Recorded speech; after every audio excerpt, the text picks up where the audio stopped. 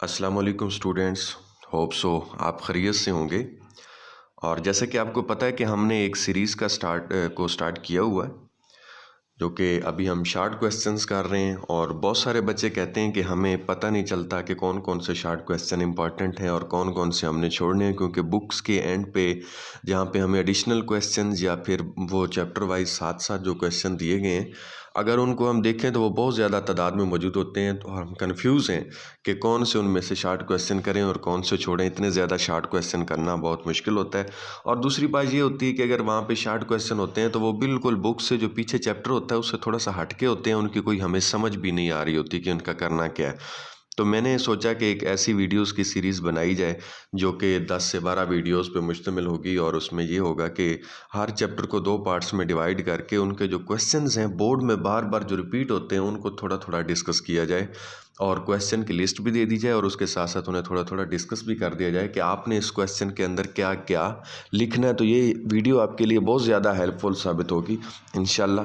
तो आप इस वीडियो को ज़रूर देखिएगा और एंड तक इसको देखना मत भूलिएगा, क्योंकि ये आपके लिए काफ़ी जो है वो सपोर्टिव साबित होगी। तो देखिए, हम आज का चैप्टर 1 जो आपके पास है इसके शॉर्ट क्वेश्चन को स्टार्ट करते हैं। और आज हम फर्स्ट हाफ करेंगे, नेक्स्ट वीडियो में हम इसका सेकंड हाफ करेंगे। तो आइए देखते हैं कि हमारे पास चैप्टर 1 का फर्स्ट हाफ में फर्स्ट क्वेश्चन कौन सा है। तो फर्स्ट क्वेश्चन हमारे पास यहाँ पे है, write down the main postulates of Dalton's atomic theory. तो डाल्टन्स एटॉमिक थ्योरी के वो कहता है कि मेन पास्टुलेट देखें। ये काफ़ी बोर्ड्स के अंदर पेपर्स के अंदर ये क्वेश्चन रिपीट हो चुका है।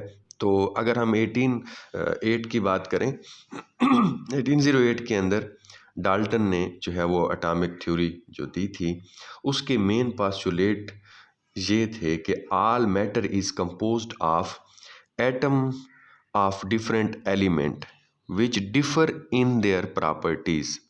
डाल्टन जो था उसने 2 लॉज को यहाँ पे एक्सप्लेन किया था, law of conservation of mass and law of definite proportion. और वो इन लॉज को किन चीज़ों की बेसिस पे एक्सप्लेन कर रहा था, एटॉमिक थ्योरी के बेसिस पे एक्सप्लेन कर रहा था। तो आप इस तरीके से अगर इस क्वेश्चन को लिखेंगे तो ये आपका पूरा जो है वो 2 मार्क्स का क्वेश्चन सॉल्व हो जाएगा। सेकंड क्वेश्चन है, why atoms can not be observed bye an ordinary optical microscope. तो बहुत इंपॉर्टेंट क्वेश्चन है, आता रहता है, बहुत दफ़ा रिपीट हुआ है वो पेपर के अंदर। तो हम अब इसको देखते हैं जी कि इसके अंदर हम क्या लिखेंगे। तो याद रखिएगा कि कोई भी चीज़ है उसके साइज़ के मुताबिक अगर हम माइक्रोस्कोप इस्तेमाल करते हैं, मीन के इलेक्ट्रॉन माइक्रोस्कोप इस्तेमाल करते हैं या ऑर्डिनरी ऑप्टिकल माइक्रोस्कोप इस्तेमाल करते हैं। अब जिस माइक्रोस्कोप की अभी ये बात कर रहा है, ऑर्डिनरी ऑप्टिकल माइक्रोस्कोप की, तो ये 500 नैनोमीटर तक जो है वो इस तरह के ऑब्जेक्ट को दिखा सकती है जिनका साइज़ 500 नैनोमीटर तक हो। अब इससे कम वाले जो ऑब्जेक्ट्स हैं उनको ये दिखाने से कासिर है, इसलिए हम यहाँ पे इलेक्ट्रॉन माइक्रोस्कोप यूज़ करते हैं जिसके अंदर इलेक्ट्रॉन बीम यूज़ होती है जो कि 500 नैनोमीटर से कम के ऑब्जेक्ट्स को भी दिखा सकती है। ऑर्डिनरी ऑप्टिकल माइक्रोस्कोप के अंदर तो सिर्फ़ और सिर्फ क्या इस्तेमाल होता है वहाँ पे, ऑर्डिनरी जो आपके पास लाइट है, विजिबल लाइट सिंपल, वो हम वहाँ पे यूज़ करते हैं, इसलिए वो 500 नैनोमीटर से कम के ऑब्जेक्ट्स को नहीं दिखा सकती। तो इसकी एक्सप्लेनेशन बेटा आपने लिखनी है यहाँ पे, तो आपके मार्क्स यहाँ से पूरे हो जाएंगे। नेक्स्ट क्वेश्चन है आपकी लिस्ट में कि differentiate between homo atomic and hetero atomic molecule with example. तो ये बड़ा ही सिंपल क्वेश्चन है, मुफ्त के मार्क्स हैं अगर आप इसको कर लेंगे तो। लेकिन ये आपके जो है वो डिफरेंट डीजी खान, बावलपुर, फैसलाबाद, ये सारे बोर्ड्स के अंदर जो है ना बार बार रिपीट होने वाला क्वेश्चन है। तो molecules of element may contain 1 or 2 or 3 types of the atom। तो जो molecule same type of atom से मिलेगा के मिलने से बनेगा तो उसे कहते हैं होमो एटॉमिक मॉलिक्यूल। और जो मॉलिक्यूल डिफरेंट एटम्स के मिलने से बनेगा उसे कहते हैं हीट्रो एटॉमिक मॉलिक्यूल। एग्जाम्पल देना आपने नहीं भूलनी, एग्जाम्पल हर एक क्वेश्चन की, छोटे मोटा जो भी क्वेश्चन हो उसकी एग्जाम्पल आपने देनी है। सपोज होमो एटॉमिक की आप एग्जाम्पल क्या देंगे, होमो एटॉमिक की आप एग्जाम्पल देंगे जो आपके पास होगी हीलियम, Cl2, O3, P4, ये सारी आपके पास जो एग्जांपल है ना, ये होमो एटॉमिक की एग्जांपल है आपके पास। और अगर आप हीट्रो एटॉमिक के एग्जांपल देना चाहें तो H2SO4 C6H12O6, तो इसके अंदर हाइड्रोजन डिफरेंट है, सल्फर डिफरेंट है, ऑक्सीजन डिफरेंट है। तो सारे ये क्वेश्चन यहाँ पे आपके जितने भी हैं ये एग्जांपल ज़रूर रिक्वायर करते हैं। इनको थोड़ा सा ना एग्जांपल इनकी लाजमी लिखा करें ताकि आपके नंबर कंप्लीट हो जाए। नेक्स्ट आपकी लिस्ट में क्वेश्चन है जी कि define the term molecule, give 2 example. अच्छा, इसके साथ ही ये क्वेश्चन थोड़ा सा चेंज करके भी वो देता रहता है बाज़ औक़ात। Define the term atomicity, give 2 example. तो किसी भी मॉलिक्यूल के अंदर कितने एटम हैं, the number of atom in the molecule, वो कितने हैं उसके अंदर। मोनो एटॉमिक है जैसा कि हीलियम होगा, नियॉन होगा। पॉली एटॉमिक होगा तो हाइड्रोजन है, H2 है, CO है, कार्बन मोनोऑक्साइड, ऑक्सीजन मॉलिक्यूल है, कार्बन डाइऑक्साइड है, NH3 है, वाटर है। तो ये एटॉमिसिटी इनकी बेस करती है कि इनके अंदर कितने एटम्स हैं। वाटर के अंदर 3 एटम्स हैं, 2 हाइड्रोजन है, 1 ऑक्सीजन है। अमोनिया के अंदर 3 हाइड्रोजन है, 1 नाइट्रोजन है, 4 एटॉमिसिटी होगी। तो इस तरीके से ये क्या करती रहती है, बेस करती रहती है। और मॉलिक्यूल की डेफिनेशन आप कैसे करोगे, the smallest particle of a pure substance which can exist independently is called molecule. Substance, pure substance का स्मॉलेस्ट पार्टिकल है जो कि अकेला रह सकता है।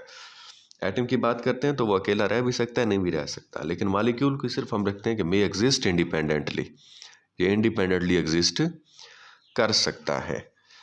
उसके बाद आपकी लिस्ट में क्वेश्चन है कि describe briefly the energy changes taking place during formation of positive and negative ions.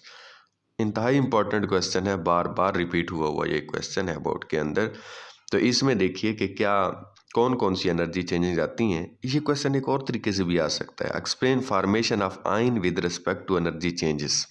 Mean के ब्रेकेज ऑफ आयन भी आ सकता है, तो एटम भी आ सकता है। तो ये आप किसी तरीके से भी क्वेश्चन आपके पास आता है तो आपने समझना है क्वेश्चन को कि कौन सा जो है ना यहाँ पे आंसर वो सुनने की जो है वो इस वक्त तलाश में है कि मुझे ये वाला आंसर मिले। तो देखिए, अब जब फॉर्मेशन ऑफ पॉजिटिव आयन होती है ना तो रिमूवल ऑफ इलेक्ट्रॉन होता है यहाँ पे।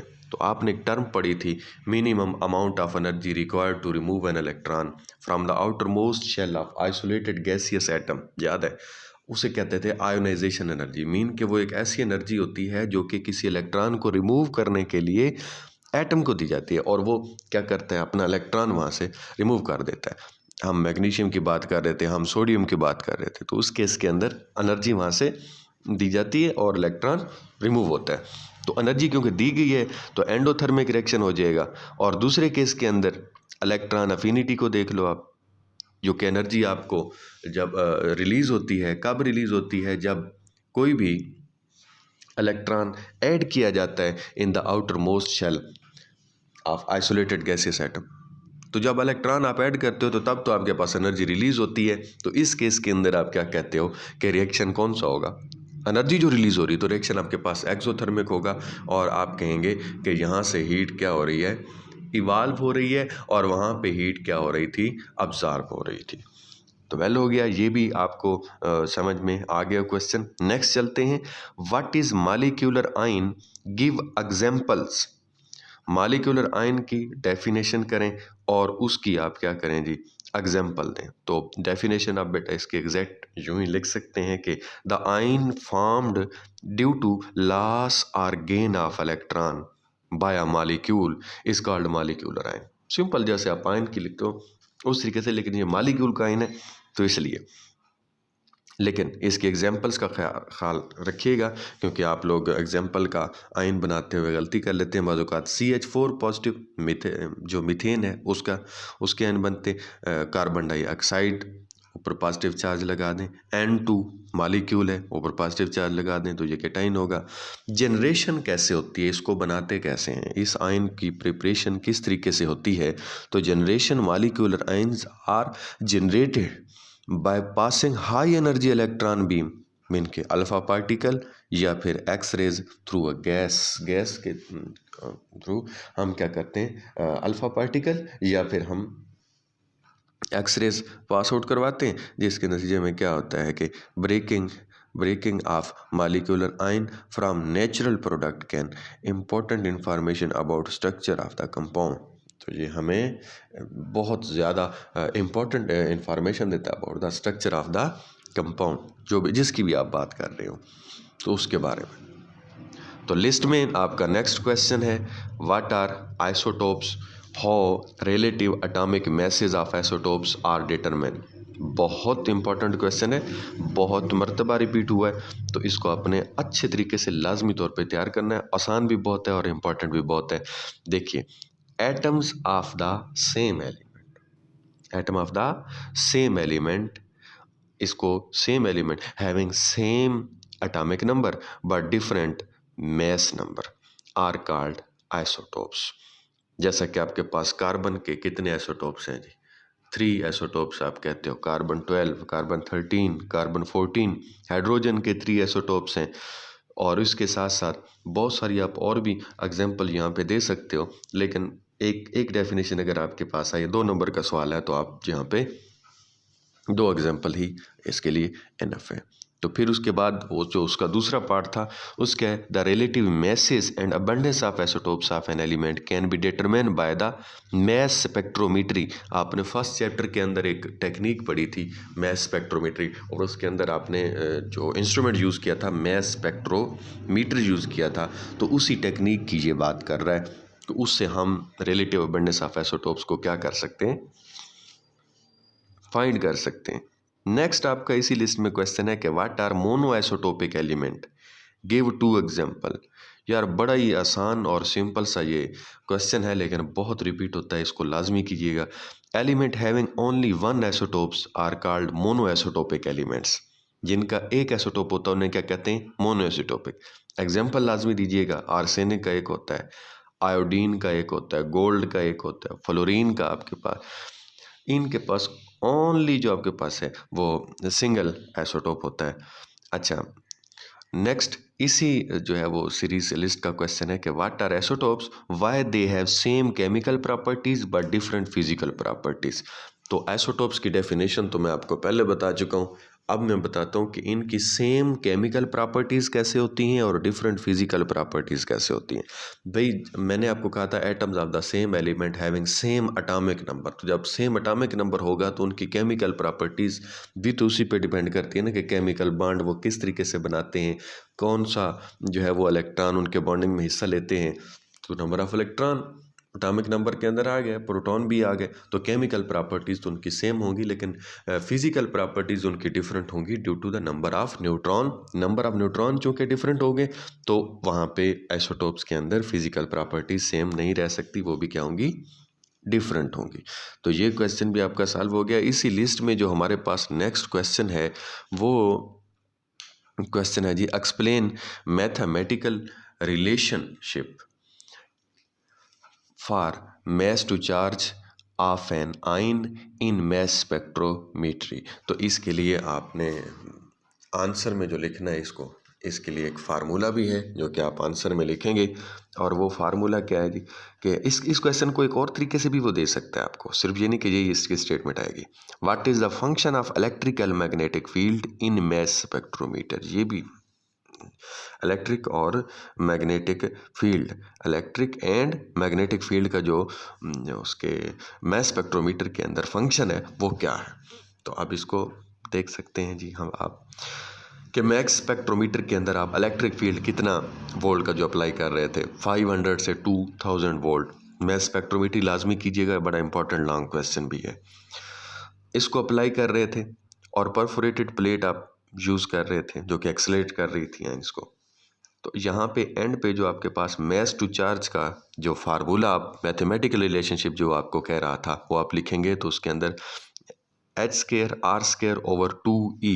तो यहाँ पे h जो आपके पास है ये स्ट्रेंथ ऑफ मैग्नेटिक फील्ड है, e जो है ये strength of the electric field है, और r जो है ये रेडियस ऑफ सर्कुलर पाथ है। सर्कुलर पाथ में उसको घुमा रहा था ना, तो ये radius of the circular path है। और उसके अलावा ये क्वेश्चन बस बाकी यही है। अच्छा, इसी सीरीज़ का जो नेक्स्ट क्वेश्चन है वो है number of individual neon atom in the sample of element has mass of 20.18 AMU. Explain why. अच्छा, इसके लिए जो मैं ये गलत पढ़ गया हूँ, तो इसके स्टेटमेंट कुछ इस तरीके से भी बन सकती है, atomic mass may be written in fraction why. Atomic mass जो है वो फ्रैक्शन के अंदर होते हैं, क्यों होते हैं इसके लिए। तो ये फर्स्ट जो स्टेटमेंट है इसके अंदर थोड़ा सा इशू है, ये मैं आपको सॉल्व करवाता हूँ अभी आंसर बता के कि ये क्या कैसे आनी चाहिए थी। तो देखिए, the atomic masses of most elements, जितने भी आपके पास एलिमेंट्स हैं उनके एटॉमिक मासेस वो फ्रैक्शनल में होते हैं, because most element occur as a mixture of isotopes of different masses. Isotopes तो डिफरेंट मासेस के होते हैं, उनकी जब रेशो निकालते हैं तो वो तो हमारे पास फ्रैक्शन में आती है, and their fractional atomic masses arises because of this mixture. इसी तरीके से जो नियान का जो है ये 20.18, ये उसका एक जो रेशो निकलती है वहाँ पे वो है, और no individual neon atom in the sample of element. तो इसको भी आप एक्सप्लेन यूँ से कर सकते हो और दो नंबर अपने कंप्लीट कर सकते हो। अच्छा, क्या सिर्फ मैस स्पेक्ट्रोमीट्री ही हमें जो है वो देती है, रिलेटिव अबंडेंस ऑफ आइसोटोप्स देती है या सेपरेशन ऑफ आइसोटोप्स को कर सकती है? वो कहता है कि इसके अलावा अगर कोई आपके पास मेथड्स हैं तो वो मेथड्स भी हमें बताएं कि कौन कौन से मेथड्स हैं। मीन के आपके पास गैसियस डिफ्यूजन है, डिस्टिलेशन है, इलेक्ट्रोमैग्नेटिक सेपरेशन है, थर्मल डिफ्यूजन है, अल्ट्रा सेंट्रीफ्यूग है, लेज़र सेपरेशन है। तो ये सारे मेथड आप यूज़ कर सकते हैं आइसोटोप्स को डिफरेंशिएट करने के लिए। तो इसी सीरीज़ का जो नेक्स्ट क्वेश्चन है हमारे पास वो है, give the main points for the determination of molecular formula. तो मॉलिक्यूलर फार्मूला को डिटरमिन करने के लिए आप कौन कौन से मेन पॉइंट्स डिस्कस करते हैं। सबसे पहले तो आप all the elements present in the compound are identified, उनको आइडेंटिफाई करें, उनका क्वालिटेटिव एनालिसिस करें, फिर उसके बाद परसेंटेज बाय मैस उसकी फाइंड करें, मीन कि उसका क्वांटिटेटिव एनालिसिस करें, फिर परसेंटेज जो आपके पास यूज़ होगी वो फर्स्टली किस चीज़ के लिए होगी कि हम उससे एम्पिरिकल फार्मूला डिटरमिन करेंगे, उसके भी स्टेप्स से, फिर फाइनली हम मॉलिक्यूलर फार्मूला ऑब्टेन करेंगे एम्पिरिकल फार्मूला से। तो ये शार्ट क्वेश्चन मॉलिक्यूलर फार्मूला के स्टेप्स के भी आ सकते हैं और एम्पिरिकल फार्मूला के स्टेप्स के भी आ सकते हैं, उन्हें भी आपने याद लाजमी तौर पे करना होगा। नेक्स्ट इसी सीरीज़ का शार्ट क्वेश्चन है, define molecular formula empirical formula with example. तो इनका डिफरेंशिएट भी आ सकता है और इनके जो है वो डेफिनेशंस भी आ सकती हैं। डिफरेंशिएट का भी नेक्स्ट क्वेश्चन खड़ा है तो वो भी मैं यहीं पे साथ ही बता रहा हूँ ताकि वीडियो ज़्यादा लेंथी ना हो जाए। तो डिफरेंशिएट का जो इनका क्वेश्चन है, इनकी डेफिनेशन दोनों की करती हैं। तो एम्पिरिकल फार्मूला वो होता है the formula which show the simplest whole number ratio between atoms of a compound is called empirical formula. मसलन आपके पास जो ग्लूकोज का है तो वो C6H12O6 उसका मॉलिक्यूलर फार्मूला है। तो इसको जब आप कैंसिल आउट करेंगे, काटेंगे, तो CH2O आएगा आपके पास फार्मूला। C6H6 बेंजीन का फार्मूला होता है मॉलिक्यूलर फार्मूला, लेकिन उसको जब सिंप्लीफाई करोगे 6 के साथ कटेगा और बाकी क्या बचेगा आपके पास CH, इसका एम्पिरिकल फार्मूला बचेगा।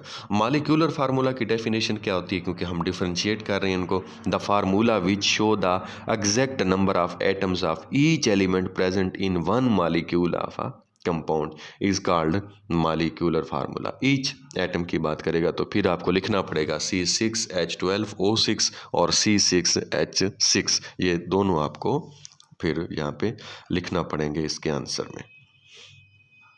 नेक्स्ट इस सीरीज का क्वेश्चन है, differentiate between empirical and molecular formula. तो ये भाई हम कर चुके हैं पीछे, मैं इसका जो है वो आपको बता चुका हूँ, लेकिन इसी सीरीज में एक और क्वेश्चन खड़ा है, molecular formula is multiple of empirical formula, explain with example.